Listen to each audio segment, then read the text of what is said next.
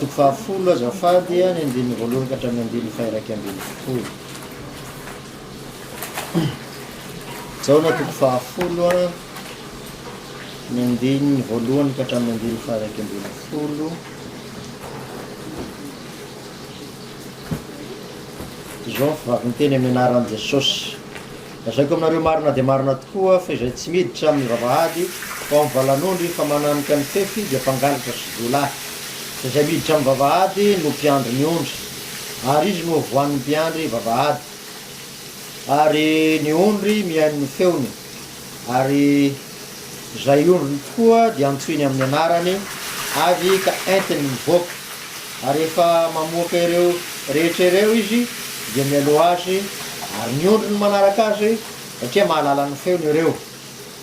Ary ny vahiny tsy arahany fandosirany satria tsy fantany ny feon'ny vahiny. Zany faharoany zany nolazainy Jesosy taminy rehefa tsy azony izay zavatra nolazainy taminy. Dia hoy indray Jesosy taminy, lazaiko aminareo marina dia marina tokoa, zaho no vavahadin'ondry, mpangalatra sy zolahy izay rehetra tonga talohako fa tsy nihaino azy ny ondry. Zaho ny vavahady, zaho no hidiran'ny olona dia hovozena izy ka hiditra sy hivoaka sady hahazo hanina. Ny mpangalatra tsy avy raha tsy hangalatra sy hamono ary handringana. Zaho avy mba hanana ny fiainana sady hanana ny be lehibe. Zaho no mpiandry tsara, ny mpiandry tsara manolotra ny ainy hamonjy ny ondry. Amen. Ny andininy nofidiko lohateniny perikopatsika moa zany dia ny andininy folo ny tapany farany dia izay mivavy toy izao amin'ny anaran'i Jesosy. Zaho avy mba hanana ny fiainana sady hanana ny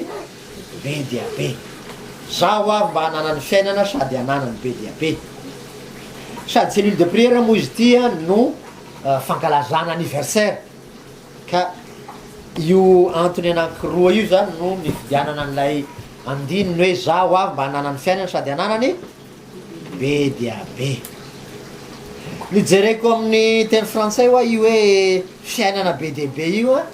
dia andika dia hoe vie en abondance. Zany hoe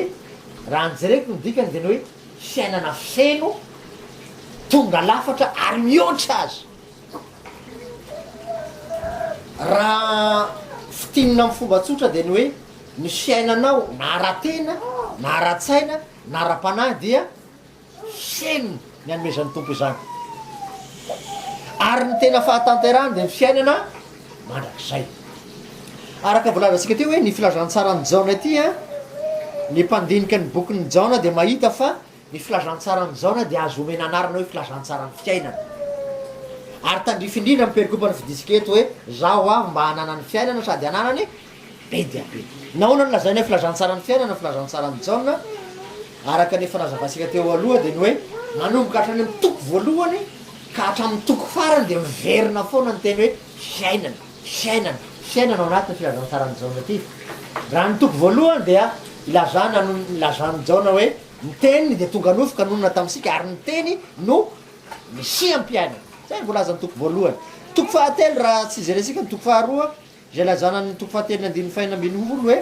fa toy izao ny tiavan'Andriamanitra izao tontolo izao nomeny ny zanany lahatokana mba sy very zay rehetra mino azy fa hanana fiainana mandrakizay. Verina ndraiky koa le fiainana. Dia mitsambikina amin'ny toko fahaenina isika izay lazany Jesosy ny tenany hoe izay mihinana ny lofiky sy misotro ny rafy no manana fiainana mandrakizay ary zaho hanangana azy amin'ny andro farany. Dia raha mijery fotsiny sika nanangaran'ny Lazarosy tamin'ny maty dia nitenenan'i Jesosy tamin'ny Marta sy Maria hoe zay mino ahy na dia maty na dia velona indray, mbola verina indray koa ny fiainana. Ary amin'ny toko faharoapolo any raha mamintana ny boky ny mpanoratra dia lazany hoe voasoratra zao boky zao mba hinoanareo sy hanananareo fiainana.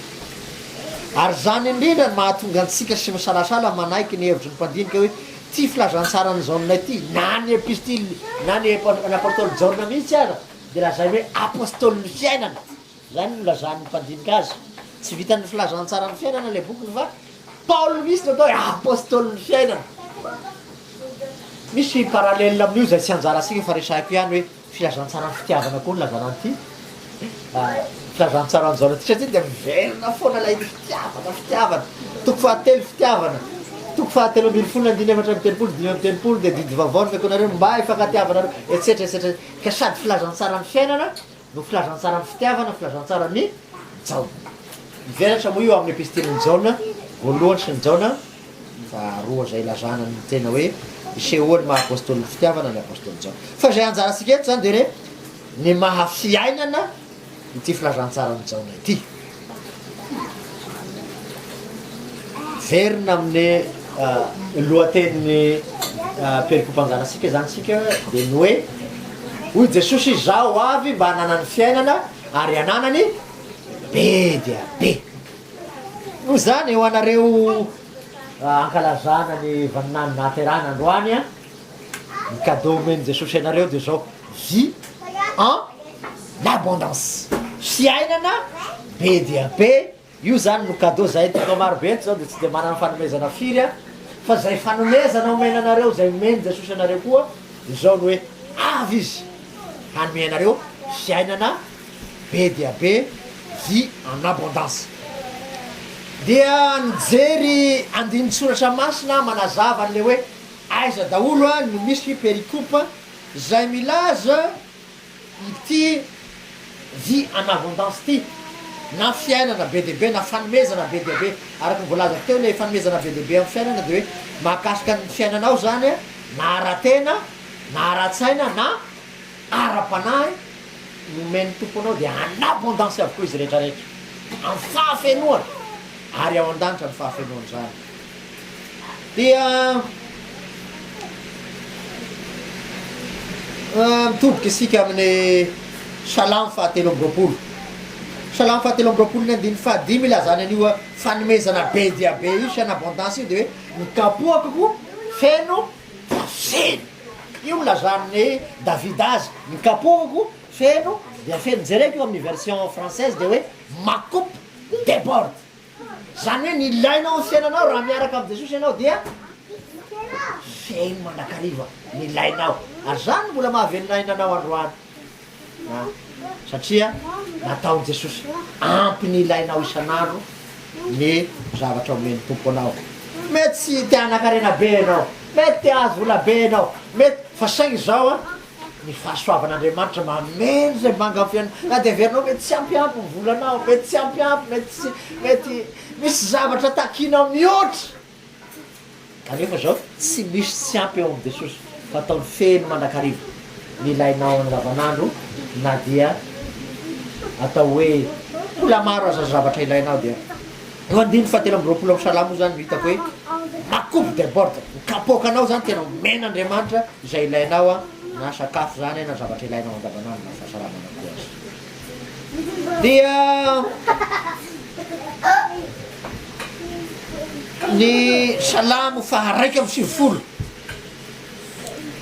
ny andininy fahinina ambin'ny folo koa de lazana an'io a vie en abondance io ho vokisaky faela veloma izy io no lazain'ny Isaia araky amby sivifolo raha nanao ny anniversaire ny lalainy zay tamin'ny ray volana lasa dia io no ten'Andriamanitra nofidinany hoe ho vokisaky faela veloma izy misy teny eo alohany hoe satria zano ny raketan'ny fitiavana hoy Jehova dia ho vokisako faela veloma io lay vie en abondance ho vokisako faela veloma izy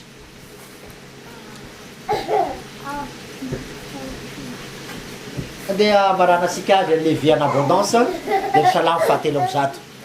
zay lazany David hoe misaoranjeva rehefa nahiko ary zay rehetra atao anatiko misaorana anazy ary aza misy adroinao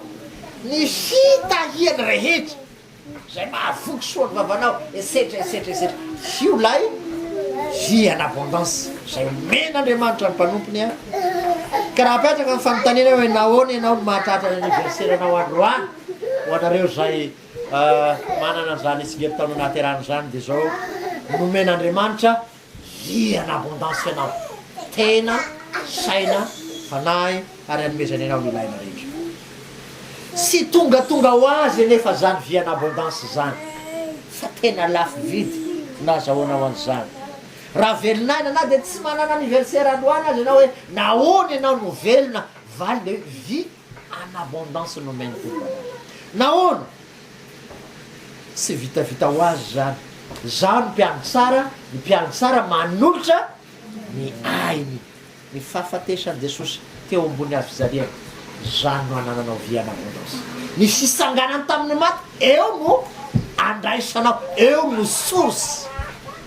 eo no loharano lay vie en abondance raha te hanana n'lay fiainana en abondance ianao zany de mila manantona an'lay source ny source dia Jesosy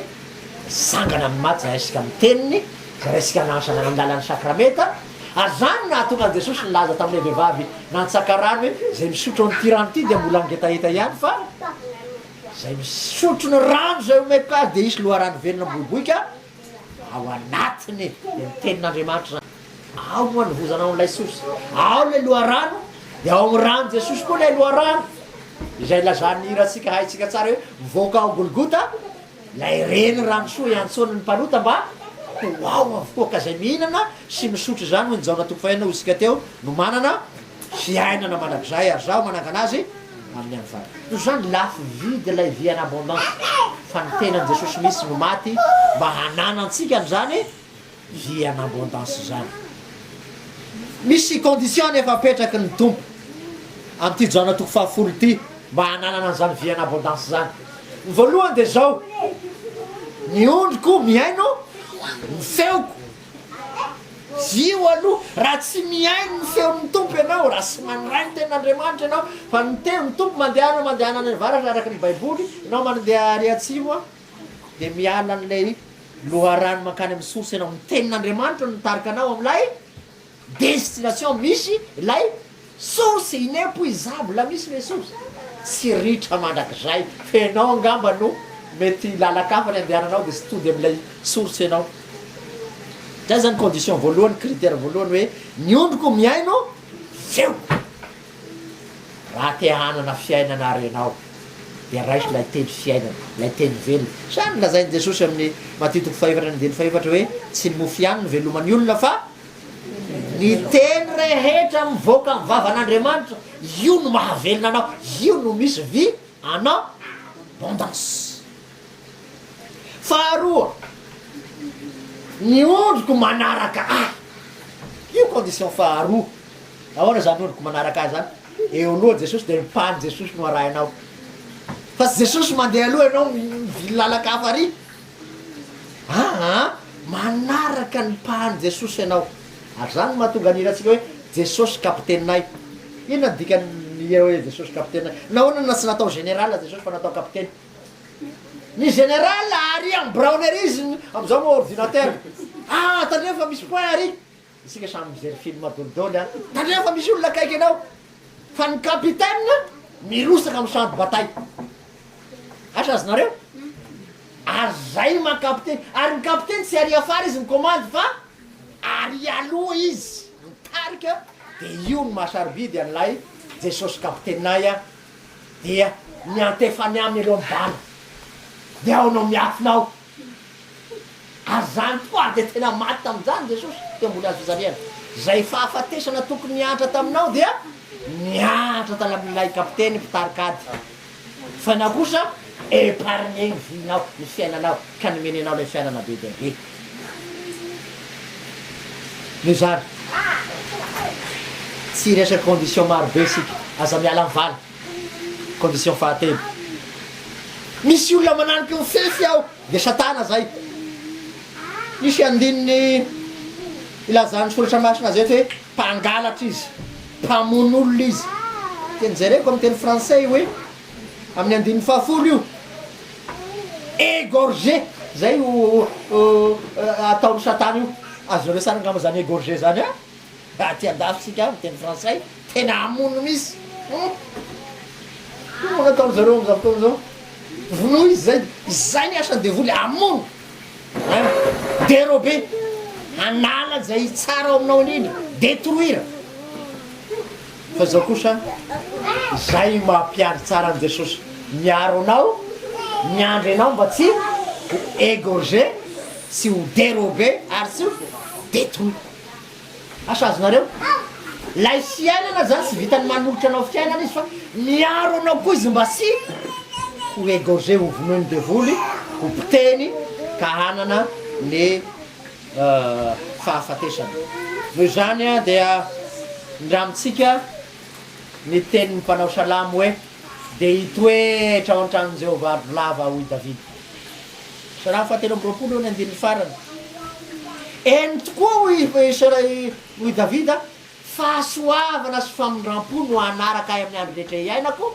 de hitoetra ao an-tranon'i Jehovah lava. Mba avakio hoe andininy fahatelo amby roapolo ny andininy farany hoe salamo fahatelo amby roapolo ho anareo zay mahita amin'ny baiboly mba avakio hoe ohatrany mahafinaritra izy io zay a. Ile vie en abondance amarana antsika azy. Eny tokoa fahasavana sy famindram-po no anaraka ahy amin'ny andro rehetra iainako de hitoetra ao an-tranon'i Jehovah andro lava. Io lay tsy miala ao anatin'ny valan'ondry. Zay tsy miala ao anatin'ny valan'ondry ao an-tranon'i Jehovah andro lava dia famindram-po sy fahasoavana no hanaraka azy amin'ny andro rehetra iainana. Zany hoe lay vie en abondance de tsy azo sarahina amin'ny famindram-po sy ny fahasoavana ary ny fitahena manaraka ny androm-piainanao. Ho anareo zay natao anniversaire androany, inona moa lay vie en abondance zay meny tompo anao? Fahasoavana sy famindram-po no anaraka anao amin'ny andro mbola iainanao rehetra.